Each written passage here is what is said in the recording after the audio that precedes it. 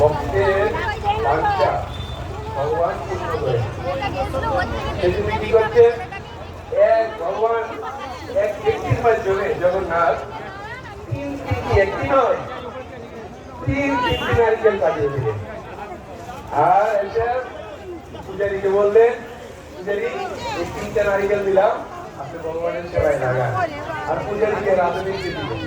তো রাধুনী শুনে প্রেমে গদগদ হয়ে গেছে যে ভগবানের আমার যে ইচ্ছে ছিল ভগবানকে নারিকেল দিয়ে রান্না করে খাওয়া, এটা ভগবান শুনে নিচ্ছে সাক্ষাৎ।